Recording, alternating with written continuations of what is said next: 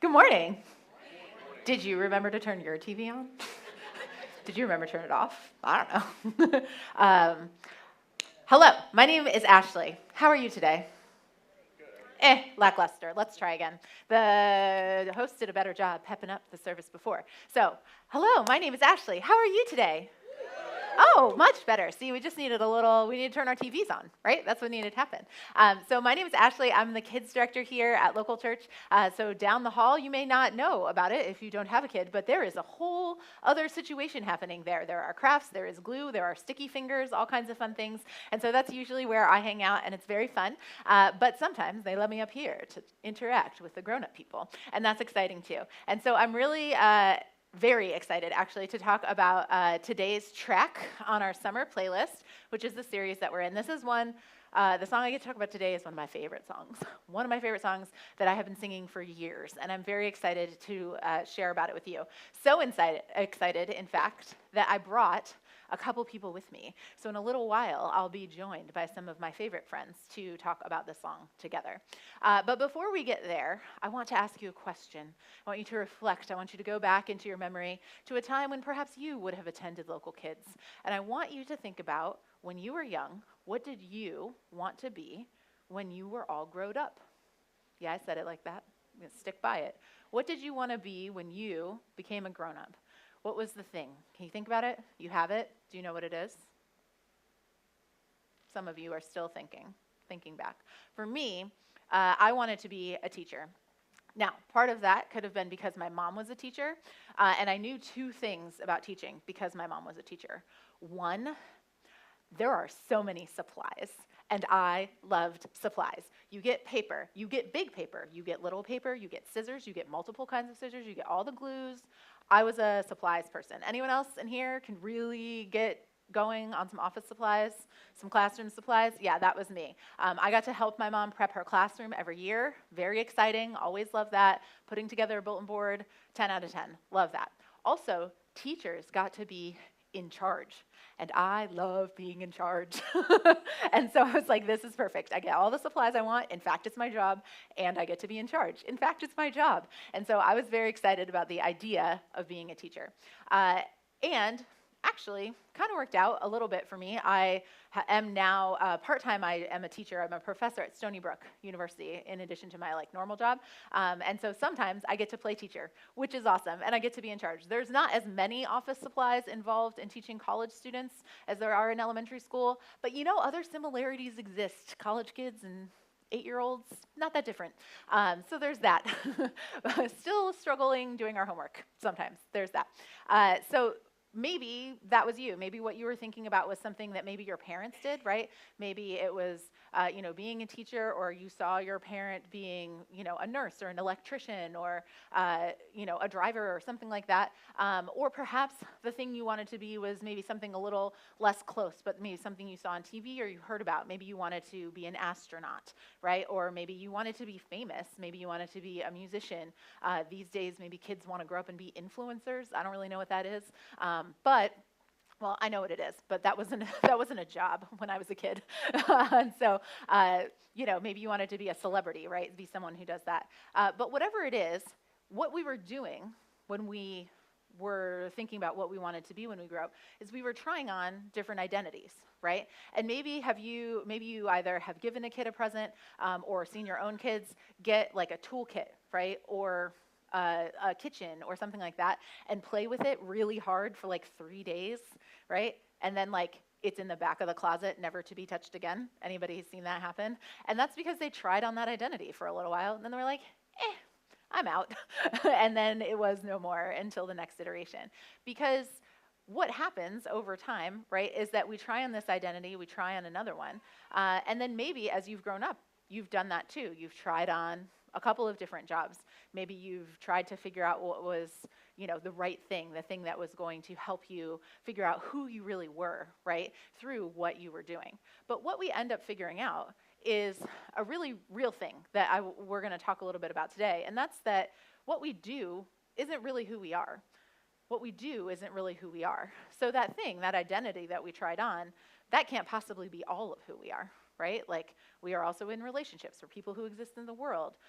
If we are putting all of our identity in that thing that we do, then we're probably feeling some gaps, right? We're probably going to have some missing pieces. And what happens then when you change jobs, right? I have changed jobs a few times, and if I had all of my identity zots in what I do, that transition can be really hard. Like, oh, who am I now? Who am I now? Who am I now?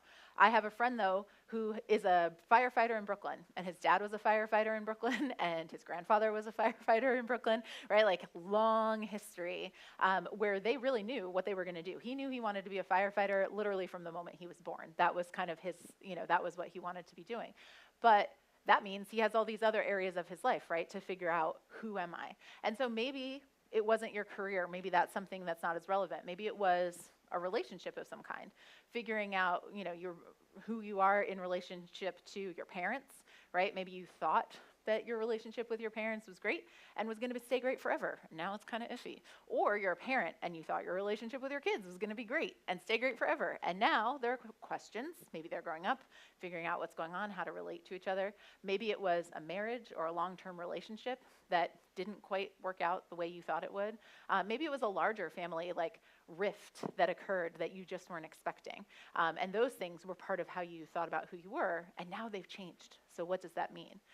Or maybe it was a lifestyle situation. Maybe you were really thinking about, I am who I am because of the house that I have, the car that I have. If it's on Long Island, right, it's likely that you, at some point, thought about the fact that you should have a white car with tinted windows that goes down the LIE, just like jam, jam, jam, jam, jam.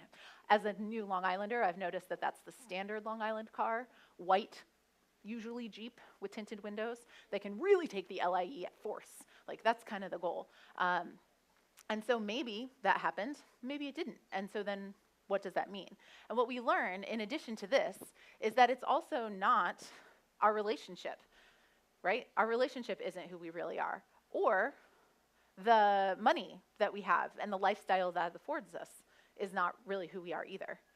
So if those things aren't who we really are, then it begs the question, who am I?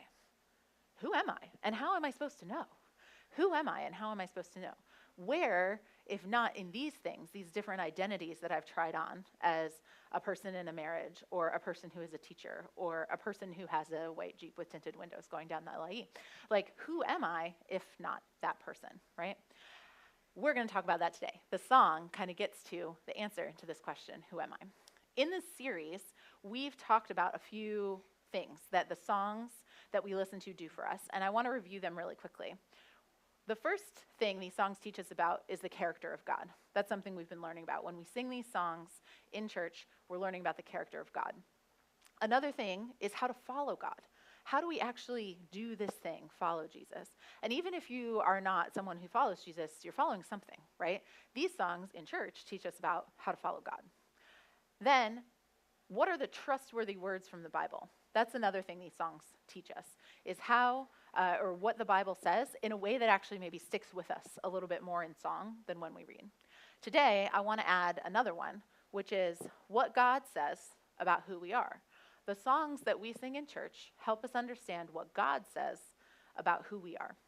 And the song that we're going to sing today is actually inspired by, according to the writers. I didn't make it up. You can look online. It's based on a set of verses that appears in the book of John. It's the fourth gospel, which is just an account of the good news that was written by someone who was actually live in there with Jesus, right? So John wrote the fourth book of the Bible, and in this passage that I'm about to read, it recounts how Jesus was talking with some of his followers about, who they should consider family, basically, because they were kind of having a little bit of a conflict. They were like, no, we're part of this line, and Jesus was trying to get them to realize that they were part of like a much bigger story than they were thinking they were a part of. That's kind of what's happening, a little bit of the context. And so the first thing he says to them, and these verses might be familiar to you, Jesus said to the people who believed in him, and I just want you to note some things that are in this verse that are also in the songs that we sing, right? They believed in him. They had gotten to know his character and believed in him, right? You are truly my disciples if you remain faithful to my teachings. Remain faithful is another way to say follow, right? Follow my teaching. There are people who knew his character, followed him. And you will know the truth, and the truth will set you free. the trustworthy words, right, that Jesus had been saying. So these things, he just kind of repeated what I said we were learning from our songs, right? Character, following, trustworthy. That's what we're working with. He goes on to say, they're like, what are you talking about, Jesus? That's how I always imagine the people of God when they don't know something are doing it. They're doing it like this. I don't know why. I don't know if you have an imagination like that. That's what mine does. Jesus replied, I tell you the truth. Everyone who sins is a slave of sin. And sin really just means not hitting the mark, right? Missing the mark of whatever standard. And being a slave to sin is just not being able to break out of this cycle of not hitting the mark, right? Just being a slave to that lack of being able to accomplish the thing. A slave is not a permanent member of the family, he goes on to say, but a son is part of the family forever. So this sin slavery, that's not required. You don't have to do that because Jesus said you get to be a son or a daughter or a child of God. So if the Son sets you free, you are truly free, or free indeed is the way some verses do it. So this verse really sets up the idea that we are children of God. He has set us free from being slaves to sin. That's not a permanent status. Once we are in the family of God, that's a permanent status.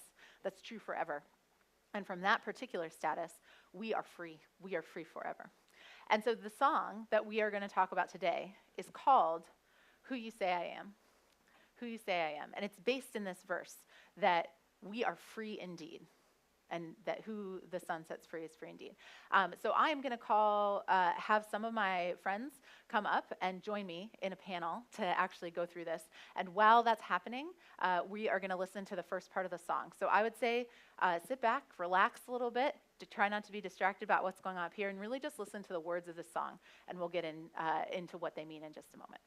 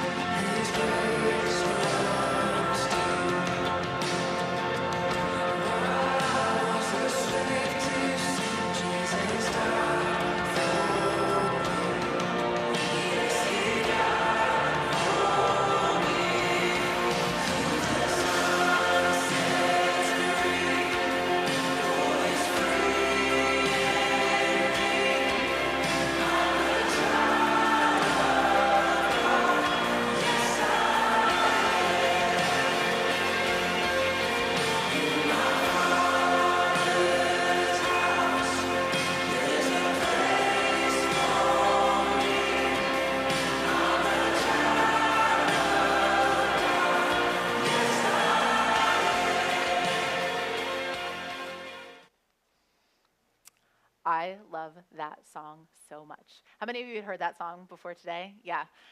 So I was really excited to get to talk about this song, and I love every word. And so we're going to reread them as we go through the panel today. But as you see, I was not lying. I do, in fact, have some favorite friends up here with me. And I'd love to give them a chance to introduce themselves before we get going. So. Hello, my name is Ty, and I'm one of the hosts and the youth director here at Local Church. Newly announced youth director. Yeah. Hi, I'm Allie. I'm Allie, and I serve in the local kids team and as baptism coordinator. Yeah, I like this. That did not happen in the 9 points in the for you service. guys. I like it. My name is Eunice. I'm also a host and the communications director here at Local. Just a quick question. Is what you do at Local your real job, or do you have a job that pays you? Volunteer. Yeah, volunteer. Yes. Just so you know, we are all volunteers. So there's no specialness to us other than that we said yes to being volunteers here at Local. And I just like to point that out because sometimes it's a little different organization than some other churches, and I wanted to make sure that you knew we were just here because we love God and want to be here, and that's hopefully why you're here too. So, all right, great. So we're going to go through the panel. Like I said, I'm going to read just the words, and we'll kind of go around and just give some answers to questions that I feel like I was inspired to ask these folks. And I really wanted you to have some additional stories other than just mine, because my identity is just me, right? So I'm kind of hoping that maybe as we go through these questions, you would think about your own answer to this question and maybe listen to these stories and be inspired by what everyone here is sharing today. Sound good? Awesome. All right. So we are going to begin at the very beginning. And so the first verse, these are the words, I'm just going to read them so they're all fresh in our heads, says, "Who am I that the highest king would welcome me? I was lost, but he brought me in. Oh, his love for me. Oh, his love for me." And my question to the panel was, what's something that has surprised you about what Jesus thinks of you as you've gotten to know him? Allie, would you mind getting us started? Yeah. So growing up, I always saw God as angry and felt very distant from him. But since growing a relationship with Jesus and learning more about him, I now see him as a father and a friend. So before, I never really thought about how he thought of me because of that distance that I felt. But now I see myself as his daughter and someone that he cares about unconditionally. Yeah. Wow. And I think that's really relatable. I mean, I grew up Roman Catholic, and I think I saw God as, like you said, like someone who was kind of like keeping track of the things I did wrong.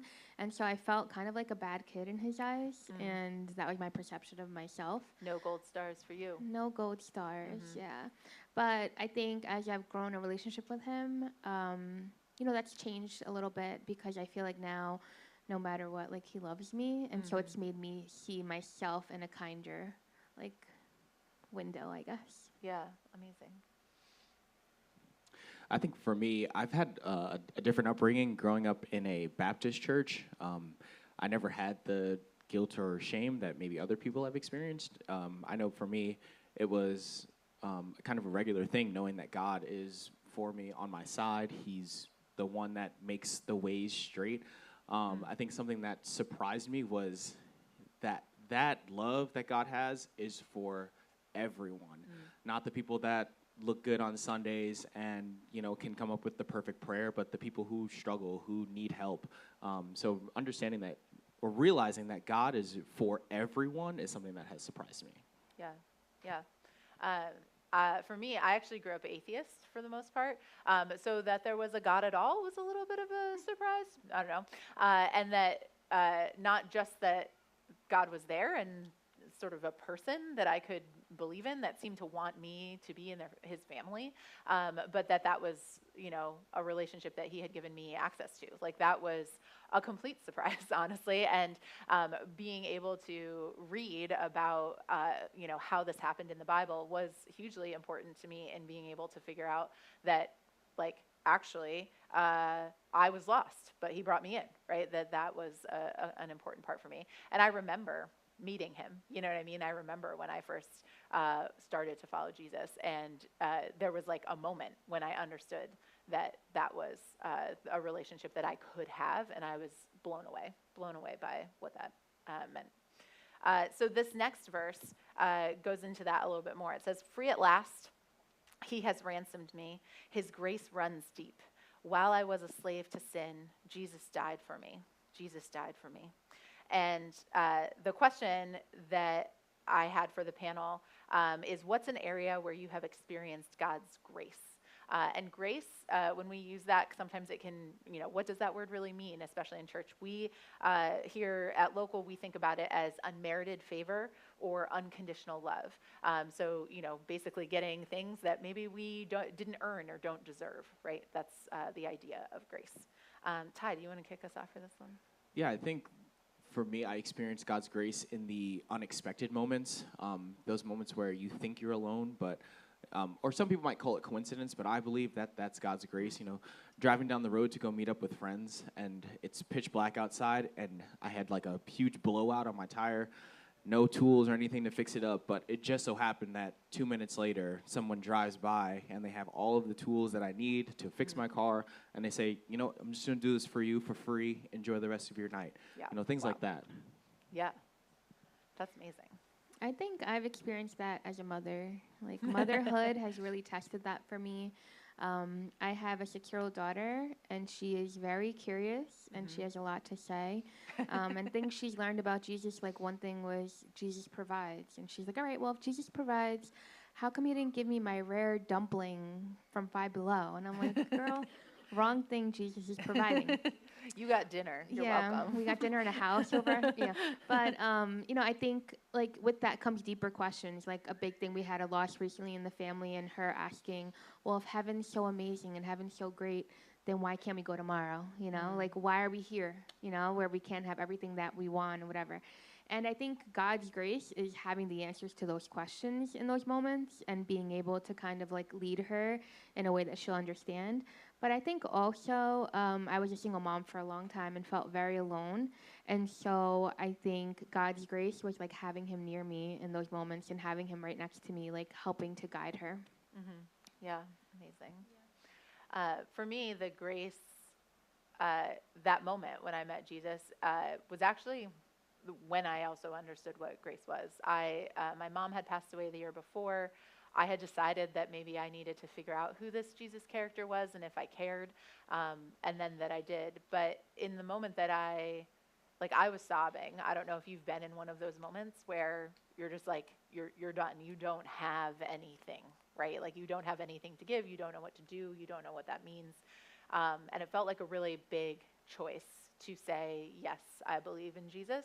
Like, but I did that, and again, I don't know if you've experienced this, but I like stopped crying immediately. Like God's peace was like with me immediately. It was miraculous. Like it was the first time I felt like I felt the power of God, and that grace. And that moment has actually been a grace to me. Like that has been a moment where I really felt unconditional love. And so in other moments when I needed to feel unconditional love, I can think back to that. And that has been like a deep running grace for me. And that's honestly every time I sing, His grace runs deep. While I was a slave to sin, He died for me. Like I did not know Him until that moment, and it was a revelation. And it was so powerful in my life. Hey, I'm still here, right, talking to you about it, and it's like I'm there in that moment. All right, so I'm going to move to the chorus. We could talk about all the words forever, but I've been told I'm not allowed to do that. I have to keep going because apparently you will want to go home at some point. And so I'm going to carry on. So the chorus starts, it says, "Who the Son sets free, oh, is free indeed. I'm a child of God, yes I am." And you might notice this is the part of the song that is almost exactly from one of the translations of the Bible from the verse we read, "Who He is set free is free indeed." This is that same verse. And so the question I had for the panel that I'd like you to consider yourself as well is, what does the idea of enduring or never-ending freedom mean to you as a Jesus follower? Allie, would you kick us off for this one? Yeah. So an area that I have not experienced freedom before following Jesus was when I would feel anxious and wasn't sure how to deal with those thoughts. But since following him and growing in prayer, I now feel freedom when I pray for peace and knowing that I have that from him, and just the idea that he's always there with me to relinquish or help me relinquish any negative thoughts that I'm having. Yeah, wow. For me, I think it's I don't have to put pressure on myself. I think another like Long Island staple outside of the white Jeep, tinted windows, and super bright lights in your face. Outside of all of that, I think another like Long Island standard is for some reason we have to put pressure on ourselves to be perfect all the time.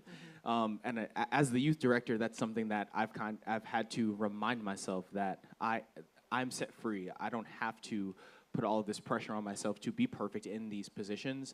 I just have to remind myself that I'm loved, I'm a child of God, and in that, I have my opportunity to fulfill his purpose for me. Yeah, that's amazing. And I think, so the next part of the chorus says, "In my Father's house, there's a place for me. I'm a child of God, yes I am." And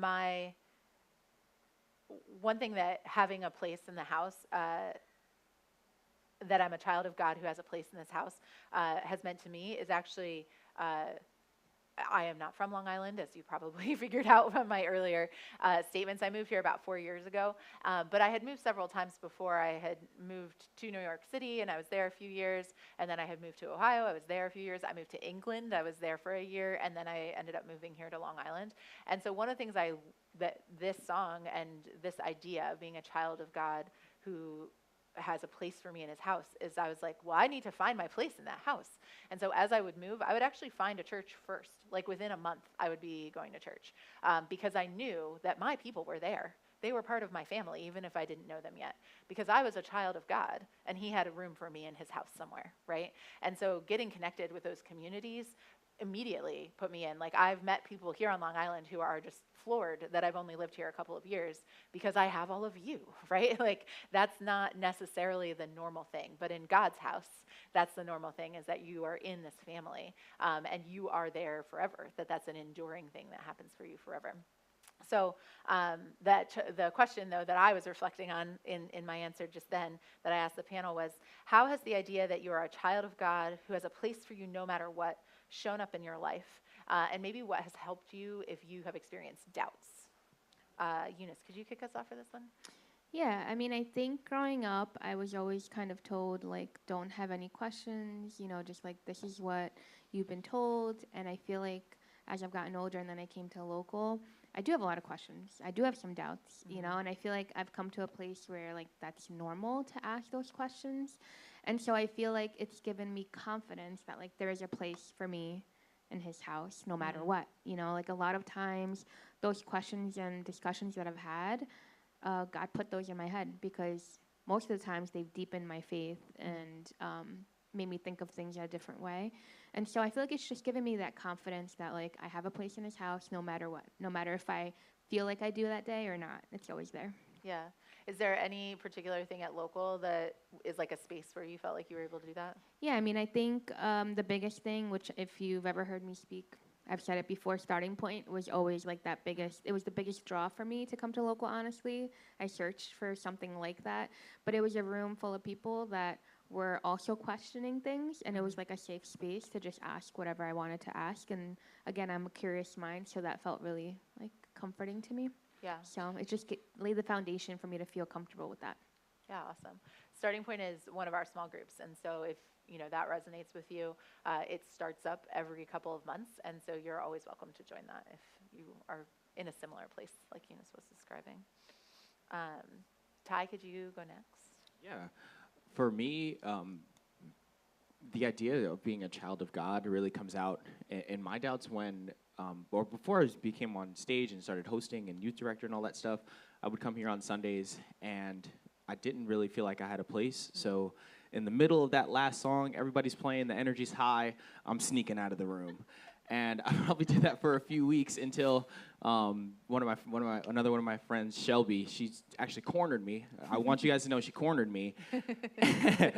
But it was the love that she displayed. You know, it was a clear reflection, looking back on it now, a clear reflection of God's love pouring onto me to make me feel supported and that I had a place. And I think God does that a lot for me in different times where I feel alone or I try to isolate myself. He'll bring different people around me just to say the right thing, and it's just a reminder that God is looking out for me.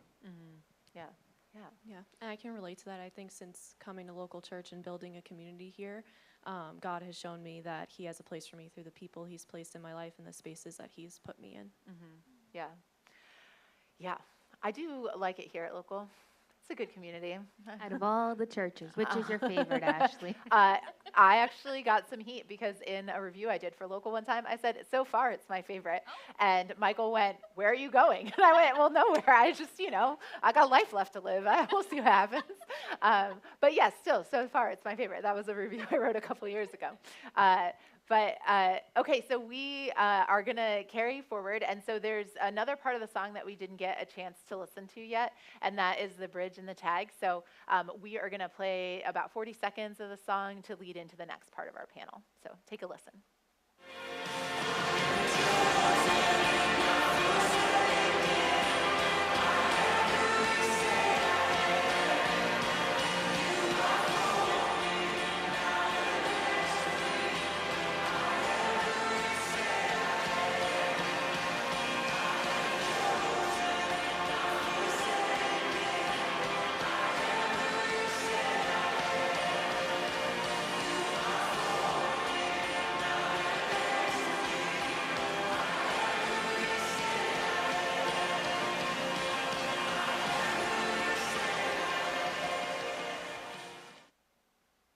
no singing. You have to stop there. We will allow the song to resolve, but not until the end. So stay for the whole song. Plan on it. Yes, again, love this song. And it is very hard not to just sing the end of it. But I do love the bridge of that song, and it gets into just another idea, right? Like an extension of kind of what we've been talking about already. And that's if we are in the family, we are children of God, we have a place in the house, like what can we declare over our lives? And so the bridge says these words: I am chosen, not forsaken. I am who you say I am. You are for me, not against me. I am who you say I am. And I just feel like you need to have this gesture, right, when you're saying those words, because it is a declaration. It's something you can declare over your life, over your circumstance. And so I asked my friends here the question, could you share about a time when you had to declare these words over yourself? Eunice, could you start us off? Yeah, I mean, I went through a divorce. 0 out of 10 recommend. If you haven't done it, I don't think No stars. No stars, 0 stars for that experience. But I did feel very forsaken through that. I felt abandoned, and it was really hard, a hard time in my life for sure. But looking back now, I can see that, like, God put me there for a reason. Like, the people I've connected with now, some of them have gone through that and needed, like, support and someone to say, like, you'll be okay on the other side of it, you know? Mm-hmm. And so I feel like I was able to say, like, I am chosen. Like, I was chosen to go through that. And I think, you know, obviously it's easier to look back now when I'm past it and say, like, oh, you know, he was there with me and, like, that all happened for a reason and blah, blah, blah. But now I feel like I can, like, take that energy and that experience and know, like, okay, well, I have a bad day tomorrow, something bad happens to me. Like, something bad happened to me before, and it happened for a reason, and I was able to see that outcome. So I feel like it just gives me the confidence to just, like, keep going through whatever may come my way. Mm-hmm. Yeah, amazing. I agree with that. Growing up, this was something that was this was kind of a declaration that we made all the time in church.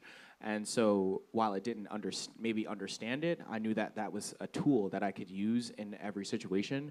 And now that I'm older, again, it's just a tool that I can use, declaring to the Lord, especially you are for me, not against me. If I'm driving down Nichols Road and somebody cuts me off, I know that God is for me and not against me. If my brother is annoying, I know that it's not a challenge against me. God is for me and not against me. He will use those situations. And then, something a little more serious. I was in a car accident a couple years ago and falling asleep behind the wheel, and I was like 5 feet away from driving off the bridge. But that's another thing. Like, God is for me in those moments, not against me. So I think that is, that declaration is something that I'm able to use throughout my life or throughout my days when I'm facing those challenges. Also, Ty and I figured out today that I also have a fall asleep at the wheel and God kind of saved me story. So, like, if you need a crazy story moment, come find us. It's a trend. It's a trend. It's a Anybody trend. else here Don't- almost drive off Be a well bridge? rested, okay? If Be there's someone else in the well-rested. car, I I'm wish good, that I for you. Okay. Don't drive with ties. I learned today. For me, there was a time where I was going through depression and contemplating hurting myself. And in those moments, I would imagine encountering Jesus and him speaking words like these over me, and just reminding me that he loves me and has a place for me and wants the best for me. And so I really feel like that saved my life. Yeah, that's amazing. And I think what Ali said about imagining what God would say to you, I think that's just a great way to think about these words. Like, sometimes we need to imagine that it could be different, right? That God would have something to say, and then it would be that we are chosen. And that's, why we would sing this song, right? That's something that we can enact through a song, is reminding ourselves that we are children of God and we are chosen, not forsaken. All right, so getting to the end here, it's the tag is actually just a repeat, which is so good, right? It's just so good. It says, yes, I am who you say I am. I'm a child of God. Yes, I am. And so my question to the panel was, how has following Jesus changed the way you think about your identity? Do any particular verses come to mind? And so they have their phones out and they're ready because we have these for you as well. Eunice, could you kick us off for this one? Yeah, so the one I chose was Matthew 5:14. You are the light of the world, like a city on a hilltop that cannot be hidden. And like I mentioned before, I did have a lot of doubts, especially a lot of difficulties coming to terms with like negative things that happen to us throughout our lives. And I had a lot of discussions here at church, and one with Pastor Michael was kind of talking about how like what our role as Christians on the earth is to like be a light, you know, to Yeah. bring joy, to bring happiness, to be able to like emit the light that God has inside of us. And so I feel like it's just kind of made me see myself differently and be able to kind of like try to be that positive force on Nichols Road. Sometimes that's difficult, especially with the 347 construction. I can't with that. Yeah. Really hard to be a light during those moments, but in general, It's really hard to get through the light. during oh, those it's moments. really hard to get through the light. This is true. This is where we get hung up. But I think in general, it has just kind of transformed me into trying to be like a happier person, a brighter person, and someone that can kind of like help change someone's life in a positive way. Small things every day. Yeah, that's amazing. So my favorite verses are Romans 8:38 and 39. They say, "And I am convinced that nothing can ever separate us from God's love, neither death nor life, neither angels nor demons, neither our fears for today nor our worries about tomorrow, not even the powers of hell can separate us from God's love. No power in the sky above or in the earth below. Indeed, nothing in all creation will ever be able to separate us from the love of God that is revealed in Christ Jesus our Lord." Amen. So I feel like this has helped me change the way I think about my own identity, and I think it relates to the song as well. Just as a good reminder that I'm a child of God and that nothing can separate me from his love whenever I'm feeling like anxious or like I'm not enough. Yeah. Yeah, I shared with Allie earlier that these are some of my favorite verses as well for exactly that, because whatever is happening, I can't be separated, right? And that's really when you read this verse, it's trying to name everything under the sun, and then say nothing that is under the sun can separate you from the love of God. That's pretty great. Thanks. Ty? Yeah, for me, the verses I have is from James chapter 1, verses 2 to 4. And it's, "Consider it pure joy, my brothers and sisters, whenever you face trials of many kinds, because you know that the testing of your faith produces perseverance, and let perseverance finish his work so that you may be mature and complete, not lacking anything." And I just think back to, like, I feel like I learned very early on that we are going to have challenges in our life. We're going to have those bad days, those bad moments. But if you've ever had one of those bracelets or necklaces that, you know, WWJD, what would Jesus do? Those are those opportunities, those moments where we face trials or challenges where we are faced with a choice. We can look towards God. And following Jesus, Yeah. I've been able to look towards God to have the right answer, as opposed to just going with the first instincts that I have. So that verse has really like helped me realize the identity that I have in Jesus' family, Jesus Yeah. Christ family. Yeah, that's awesome. And for me, it's actually the verse that I got to bring up earlier, which is Jesus saying, "I tell you the truth, everyone who sins is a slave of sin. A slave is not a permanent member of the family, but a son is part of the family forever. So if the son sets you free, you are truly free." And for me, my identity as someone who is truly free, right, it has been pretty life-changing, because if I am truly free and I always have a place in the family, then even if I'm moving around, right, even if I am going literally across an ocean to like figure out life for a year, and that's someplace that I really feel like God's taking me, or if I am, you know, meeting a new employee that I'm going to be working with for the next couple of years and have to figure out the big and the small, that I am free and I am able to be someone who, because I'm someone who God loves, like he is going to work through me in whatever circumstance he puts me in, and that I'll always have a place in his house. It's just very freeing to have that security of being a child of God. So we are about to close, actually, because again, they told me I couldn't keep you here forever. But before we do that, I just wanted to ask you, could you thank my panel for me? Weren't they amazing? Thank you guys so much for being up here and sharing part of your story. So I just want to, as they kind of get this stuff off the stage, we're going to move into singing the song that we've been talking about. And so I just want to read these this bridge to you, or the tag to you one more time. It says, "Yes, I am who you say I am. I'm a child of God. Yes, I am." And this tag, I think, like I had said earlier, is a declaration. And I think probably, I know in my life, even now, even being the person who led this panel, there are places in my life that I need to declare this over, right? Places where maybe I am feeling disconnected from God. Maybe I don't understand how in this particular circumstance, this is being part of God's family. Circumstances that I would rate 0 out of 10, no stars, right? But somehow I am still a child of God, and he still has a place in my family. And so how do I reconnect? What do I do with that?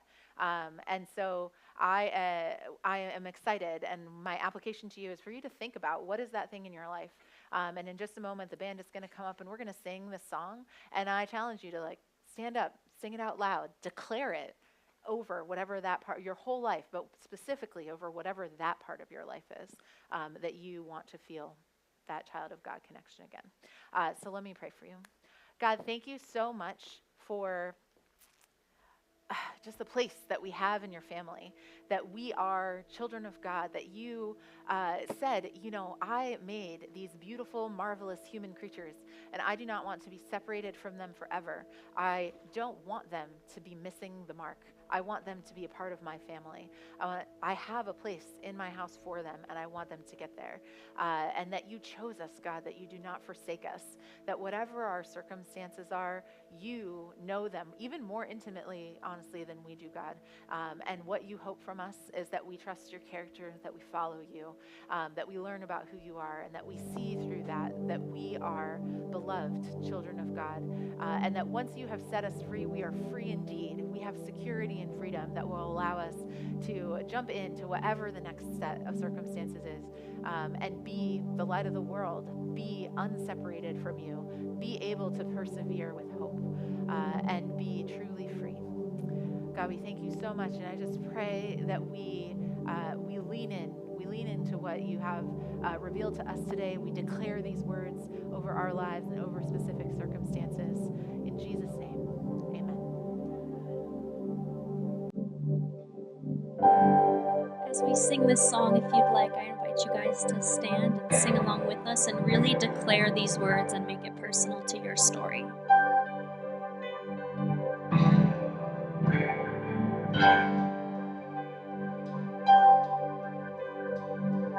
Who am I that the highest King would welcome? I was lost, but he brought me in his love. His love. Who the sun sets free, home is free indeed. I'm a child of God, yes I am. Free at last, he has ransomed, whose grace is while I was the slave to sin, yes, he died for me. Who the sun sets free, who is free indeed. I'm a child of God, yes I am. In my Father's house, there's a place for me. I'm a child of God, yes I am. I am chosen, not forsaken. I am who you say I am. You are for me, not against me. I am who you say I am. Sing it again. I am chosen, not forsaken. I am who you say I am. You are for me, not against me. I am who you say I am. I am who you say I am. Who the sun sets free, who